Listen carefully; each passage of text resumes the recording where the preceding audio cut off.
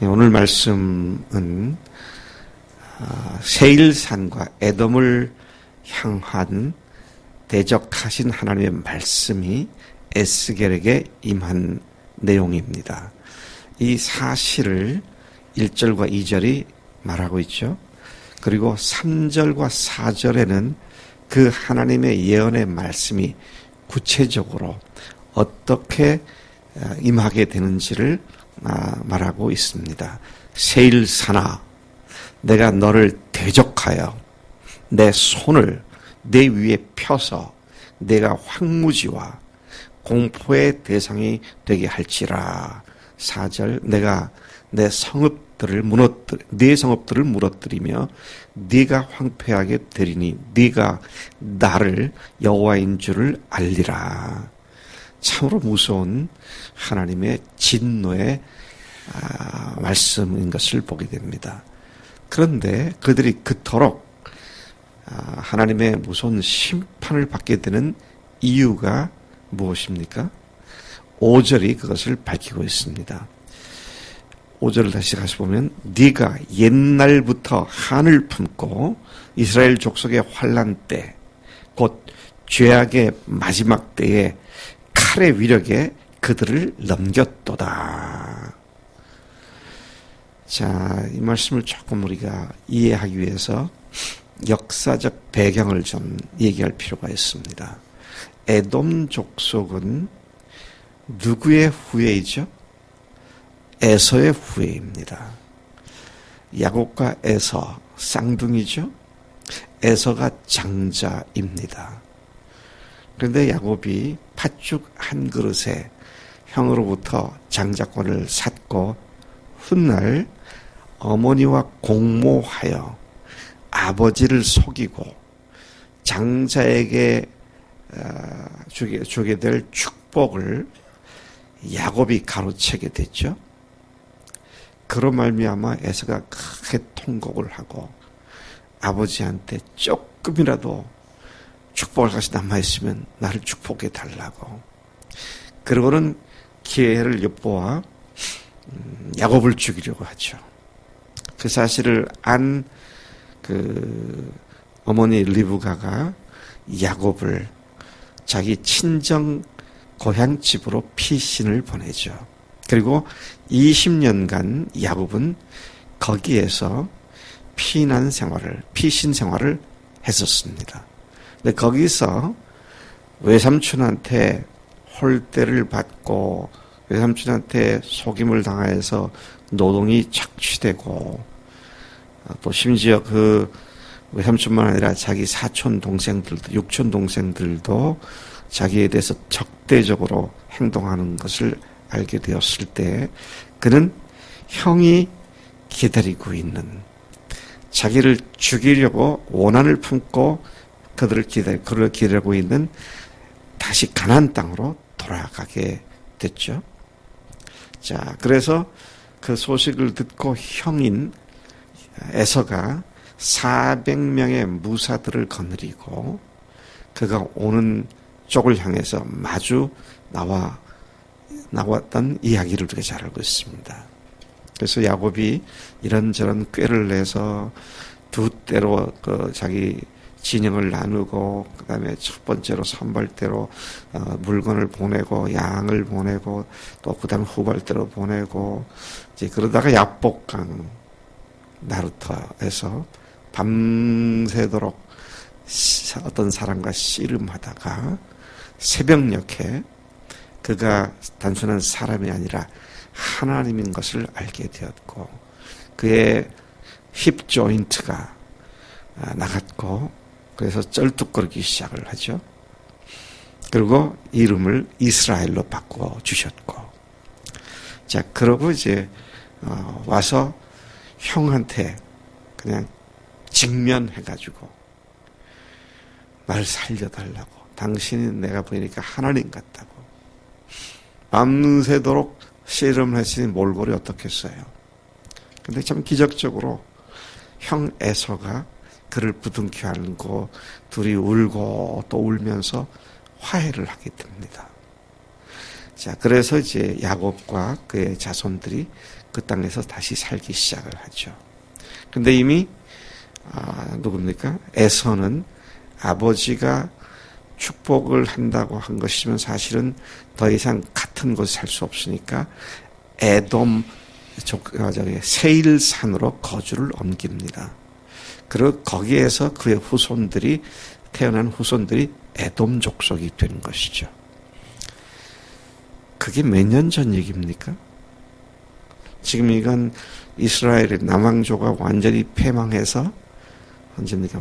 주전 587년인데 그때부터 12년 뒤니까 566년인 주전 566년.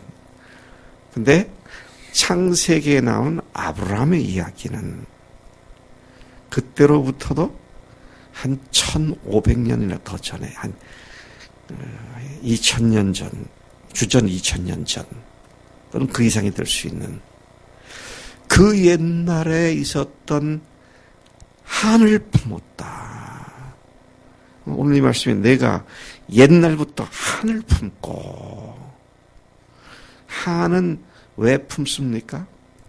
내가 괴롭힘을 당하고 억울함을 당하고 손해를 입은 것, 그런 일들이 있었기 때문에 한이 생기는 것이죠.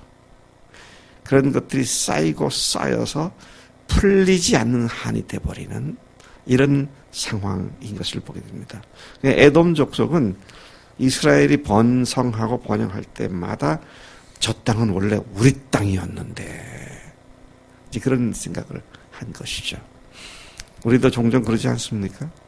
저기 만주 벌판 저기 원래는 우리 고려 땅이었는데 그러잖아요.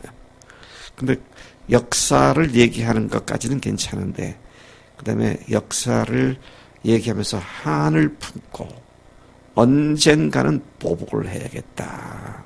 자, 이것이 이제 문제가 되었죠. 그래서 바벨론에 의해서 남왕조 유다가 완전히 파괴될 때 세일산에 거주하던 에돔이 한 짓이 뭐냐.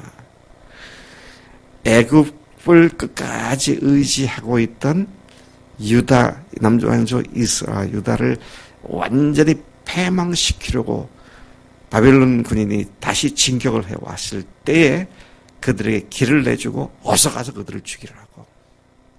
그렇게 했던 것을 이스라엘 사람들이 알고 있죠.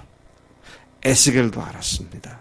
그래서 하나님께서 에스겔을 통해서 그 에돔 족속들에 대한 저주의 말씀을 한 것이 오늘 본문 말씀이다 하는 것입니다.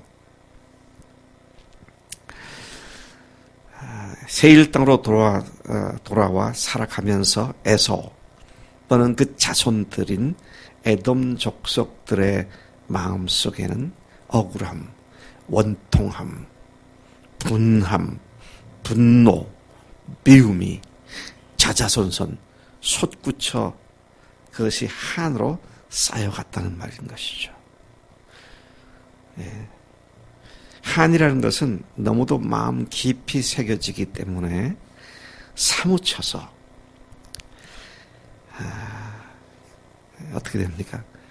한번 형과 동생이 부둥켜 안아서 화해한 것 같았지만 그러나 뿌리가 여전히 남아있는 그런 모습을 보고 있습니다. 그렇게 깊어진 한은 마침내 어떻게 합니까? 상대방을 죽이고 또 상대방이 죽고 원래 자기 권리를 다시 찾은 이후에도 사라지지 않고 대대손손으로 내려갈 수 있다. 그토록 한을 품는 것은 삶을 고통스럽게 하고 그 결국은 모두에게 비극을 안겨주는 것이다. 그래서 우리나라 민족의 특성 중에 하나가 한많은 민족, 한을 품은 민족, 한을 노래하고 한을 춤추는. 그래서 우리나라 대중가요를 보면 거의가 한 맺힌 한풀이 노래, 애절하고 슬프고. 그래서 우리 아이들이 내가 유학하고 돌아왔을 때 같이 돌아왔는데 4학년, 5학년, 5학년, 6학년 될 때 돌아왔어요. 근데 TV나 라디오에서 대중가요가 나오니까 우리 아이들이 저한테 물어요. 아빠, 왜 한국 노래는 다 새드해? 그러더라고요. 걔들 그게 들렸던 모양이에요. 자, 우리는 오랜 한을 품고 언젠가 복수하려는 이런 태도는 하나님의 백성에게는 전혀 합당치 않은 일이죠. 그래서 바울이 에베소서 4장 25절에 뭐라 말했어요? 분을 내어도, 우리가 분을 낼 수도 있어요. 분을 내어도 죄를 짓지 말며 해가 지도록 분을 품지 말고 마귀에게 틈을 주지 말라. 한을 품으면 마귀에게 틈을 주게 됩니다. 그래서 바울을 통해서 주님께서 오늘 우리에게 말씀하시는 것이 분이 날 수 있어요. 화가 날 수 있습니다. 속상할 수 있어요. 분노가 나올 수 있어요. 우리가 살 때 그런 일이 자주 있습니다. 부부 간에도 생기고, 형제 간에도 생기고, 부모와 자녀 간에도 생기고, 친구들 간에도 생기고, 교인들 가운데도 생기고, 그럴 수 있어요. 근데 그 자체가 죄는 아니지만, 그것 갖고 죄를 지지 말고, 해가 지도록 품지 말아라. 그래서 우리 집 사람이 여기 앉아있는데 내가 오늘 아침에 또 무슨 복멸을 당할지 모르지만, 잘 나가다가도 수틀리면 옛날 얘기를 끄집어냅니다. 그래가지고 그 옛날 얘기를 또 얘기하더라고. 그래서 여자가 한을 품으면 온유월에도 된 소리가 내린다더니 그런 생각이 들어. 내가 오늘 왜 이러지? 조심해야겠네. 예. 자기 백성 이스라엘에게 공의의 심판을 행하셨지만 지금 그래서 바빌론한테 완전히 멸망당한 거 아닙니까? 그렇게 하나님께서 그들을 심판하셨지만 그 와중에도 하나님은 여전히 그들을 사랑하셨고 이스라엘의 멸망을 기뻐하며 재촉하는 자들을 주목하며 그들을 심판하시는 그런 모습을 여기서 보게 됩니다. 6절에서 15절까지 내용을 간략하게 보면 에돔에 대한 심판의 내용이 구체적으로 나오는데 그들을 피를 불러왔기에 그들을 피로 죽게 하겠다. 세일산 그들이 거주하는 땅을 황무지가 되고 폐허가 되어서 사람들의 인적이 끊길 것이고 그들의 시체는 산, 골짜기, 언덕 또는 시내, 강가 이런 것에 널브러져 엎어질 것이다. 영원히 황폐하게 하고 내 성읍들에 거주하는 자가 없게 하리라. 여러분, 하나님의 자녀들이 잘못해서 하나님께 징계를 받을 때에 우리가 함께 애통해하며 기도하고 그를 하나님께서 위로해 주세요. 그래야지 쌤통이다. 그럴 줄 알았어. 좀 더 하나님 더 세게 해주세요. 그러면 안 돼요. 정말 우리가 사랑의 마음을 가지고 하나님의 심장을 가지고 멸망시키는 하나님의 가슴이 그들을 멸망시켜서 다시 이렇게 세우시려고 하는 것인데 우리가 그걸 알지 못하고 그렇게 해서는 안 되겠다. 그런데 세일산의 에돔 족속이 바로 그러한 존재들이었다. 이 사실을 통해서 우리에게 하나님께서는 경고하고 다시 주의를 환기시켜주는 이 아침 말씀인 줄로 믿습니다. 계속해서 하나님은 에돔이 말한 것을 내가 들었다. 두 번 말씀하시더라고요. 이스라엘 산들이 황폐했으므로 우리에게 넘겨주어서 삼키게 되었다 하며 욕하는 모든 말을 나 여호와가 들은 줄을 네가 알리로다. 또 13절에도 보니까요. 너희가 나를 대적하여 입으로 자랑하며 나를 대적하여 여러 가지로 말한 것을 내가 들었노라. 이스라엘을 징벌 하는 가운데서도 에돔이 하는 말을 다 듣고 계시는 하나님이셨구나. 14절에 하나님께서는 온 땅이 즐거워할 때에 내가 에돔을 황폐하게 할 거다. 이스라엘 족속의 기업이 황폐함으로 네가 즐거워한 것 같이 내가 너를 황폐하리라. 세일산아 너와 에돔 온 땅이 황폐하리니 내가 여호와인 줄을 무리가 알리라 하셨다 하라.